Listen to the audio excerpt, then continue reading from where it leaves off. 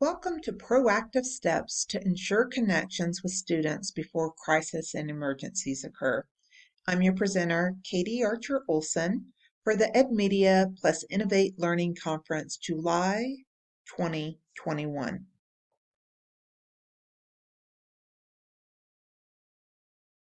I'm an associate professor and chairperson of paraprofessional education at Alaska Christian College in Soldotna, Alaska. I received my bachelor's degree in psychology and chemistry from the University of Alabama in Birmingham and worked on my master's in early childhood education from the University of Alaska Southeast.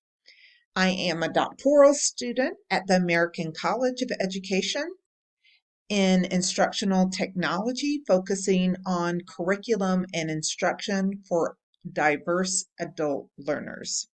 I am entering into my dissertation phase of my program and anticipate graduating spring of 2023.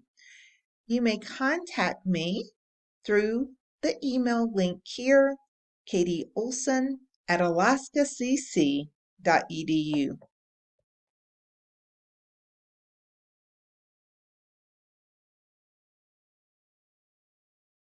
Today we're going to focus on three main areas: emergency crisis planning, social media to support social presence and engagement, and looking at the impact of diverse student populations when we're looking at this plan. If we want to look at a little history and background regarding the need for this proactive approach, we can think about how we've navigated these systems historically. And until recently, academic programs have been pretty efficient at navigating and responding to short-term disruptions in education. But this worldwide pandemic really alarmed institutions to really better support being prepared for the crisis. And research from 2017 stated the need for this proactive approach prior to the pandemic in order to build a foundation for future framework. Pandemics and natural disasters and human circumstances can disrupt normal instruction, causing disequilibrium and chaos if educators don't take these proactive steps to ensure connection with students. There is a need for crisis and emergency planning for academic continuity, similar to disaster planning in normal business settings for floods and hurricanes and power outages and other uncontrollable natural disasters. Social media platforms serve as a crucial part of communities of inquiry when such dilemmas arise. Institutions have a harsh reality lesson in the consequences of not having adequate training for their faculty, creating social presence, identity, and a sense of community among the students. This really affects the retention and student success and faculty confidence and the adaptability when we look at what is really at stake during these major shifts and transitions in our instructional offerings.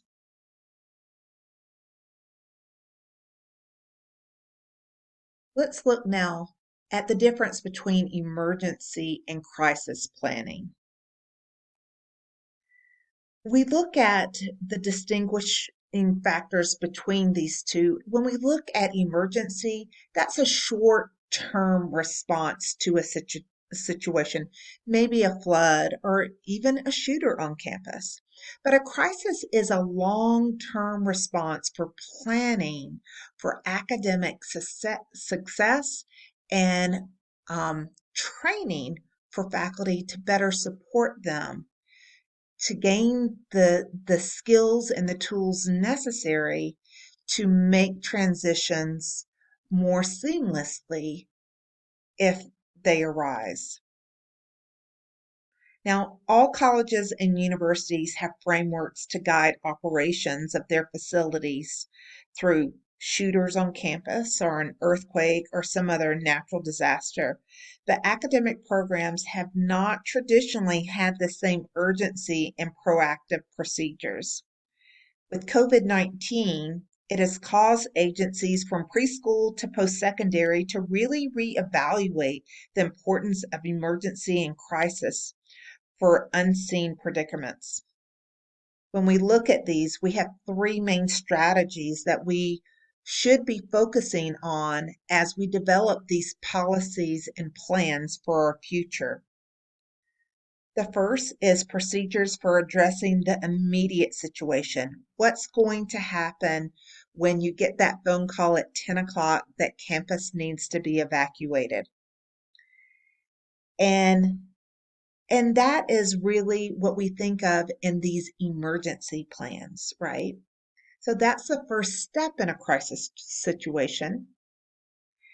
Then the second strategy is to look at procedures for ensuring ongoing business, the day-to-day functions of how administrative operations generally refer to business to make things go along. How are they going to access financial support? How are they going to access the Student Success Center, the library, their faculty and tutors? Number three, procedures for ensuring academic integrity of all academic programs. Now, this is a holistic management process which addresses vulnerabilities that would strengthen the impact of adverse situations, specifically academically. When academic programs design for resilience, there is less disequilibrium within transitions, and academic agents, such as faculty, the vice presidents, the tutors, the head of the Success Center, all of these agents work together and understand how their roles shift during this time of crisis. Written policies for faculty and learners need to be explicit to ease the overall anxiety and stress of what is going on. How will they submit their work? What is the normal plan of action? And if they cannot access internet, what are alternative means of assessment that would be sufficient to provide an artifact for satisfaction of their work? Syllabi should contain specific wording to address absences, assignment expectations, and expected communication to work through difficult situations. Faculty should house instructional content within learning management systems and have assignments submitted here as well to better guide the familiarity of these systems on campus or other locations should this arise. If they're already using the system, they've been trained to submit their assignments within the LMS, there's less disequilibrium in how they should submit this work should crisis arise. Faculty really have shared a need for understanding a wider spectrum of andragogy. And when we think about that, that is adult learning. When we think of pedagogy, we think of PETA, which is children. So we're working with adult learners. And so they have expressed this need of really wanting to understand better approaches of supporting their adult learners and training on how to implement a wider variety of online materials and best practices from working at home. While there is a rich bank of resources for developing blended and flipped and online courses, many colleges and universities do not have the adequate resources to offer continuing support. And this leaves faculty muddling independently to find a system that works for them instead of having consistent guidelines set from the institution for them to adopt. This is really important for that stabilization. Some key components of accessibility and instruction are utilizing universal design for learning to better support diverse learners, including ELL, non-traditional students, military, first generation, and students with disabilities. UDL really lends itself to a natural framework to support diversified andragogy approaches, as well as better ways to support students. 81% of the United States had social media, as reported by Higman and Whitney in 2019. This gives evidence of a prime medium to create a social presence and build natural communities of inquiry between learners and instructors. Social media to support social presence and engagement. Community of Inquiry states that in order to have the most optimal opportunities to experience growth in learning, instructors must concentrate on three core components: their teaching presence, social presence, and cognitive presence. This gives evidence that the instructor has the social presence has been neglected over time in post-secondary. So the social presence provides a vital piece of human connection during crisis situations to promote interest, caring, accountability, guidance, and support. When we are able to integrate social media platforms within the social presence of the course, it helps with accessibility of new knowledge. It improves student engagement, as well as having the students feel like the professors are more accessible to answer their needs. It creates less of a sense of panic.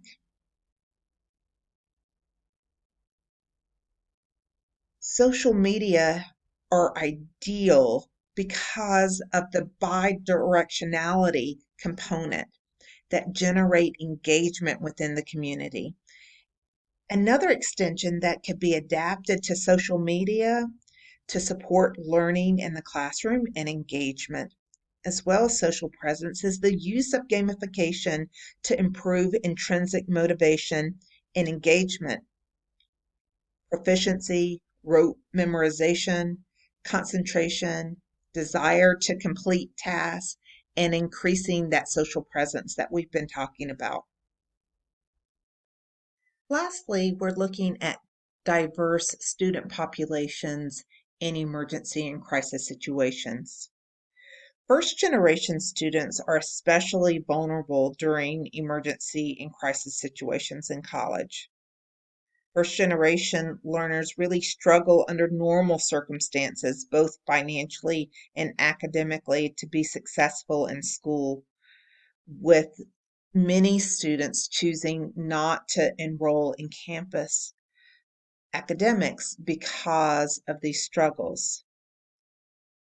It's really important that minority students, including English as second language students who have difficulty recognizing these resources anyways, are introduced to a proactive social media group within the institution to increase communities of practice. And when we talk about communities of practice, that is when peers get together that are looking for answers under a common um, for a common problem or issue. So they bring themselves together. So you could have a social media group for your campus, your institution, and then maybe the students within that group create their own groups, like a messenger group or a DM group, that they can ask their peers how to navigate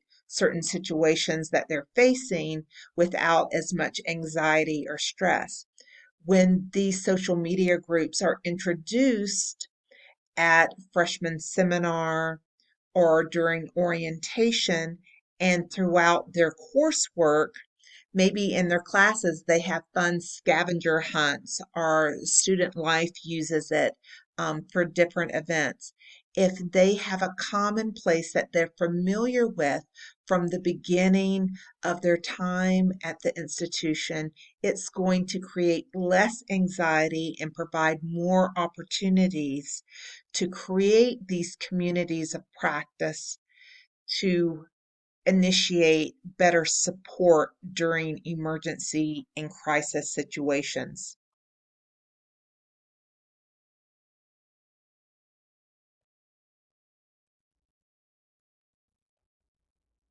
In closing, we want to create proactive academic policies to better support student engagement and success during emergencies and crisis situations, much like the operations area of our campus facilities have in place for floods or tornadoes or other natural disasters. We need to be proactive in providing support and resources to our faculty so they're not scrambling and having anxiety about how to make this transition. There's already frameworks in place and policies and language developed within the standard syllabi to support these transitions should they arise. We need to leverage social media to increase social presence. And I will say leverage social media that is unique to your student population. Maybe some campuses use Facebook. Maybe their student group uses Facebook more. Maybe another one uses Snapchat or Instagram or whatever the social media platform is, Twitter.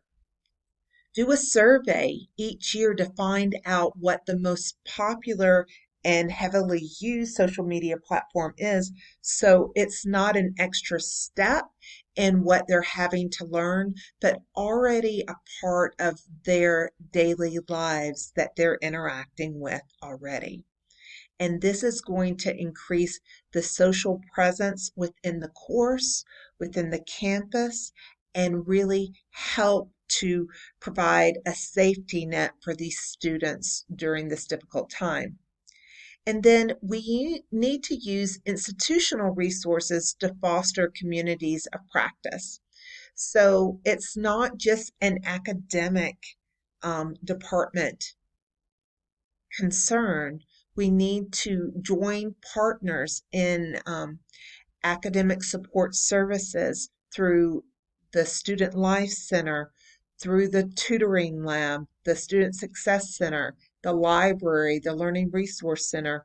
And we all need to work together to collectively use these social media platforms and understand these policies so we can weave these in from the beginning of their time in contact with us on campus until the end. And should there be a crisis or emergency that arises, then they are familiar with how to navigate and what their expectations are, and faculty are really less anxious about this transition as well, so they can better articulate and guide students to their overall success and course completion.